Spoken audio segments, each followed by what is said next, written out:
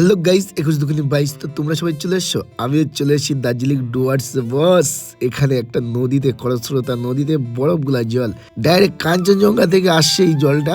আর সত্যি এত সুন্দর যে জলটা পরিষ্কার আর স্রোত আর জলের আওয়াজটা আমার খুব সুন্দর লেগেছে। তো তোমরা দেখো, ভালো লাগবে। আর আওয়াজটা শোনো ভাই, হেভি সুন্দর আওয়াজ।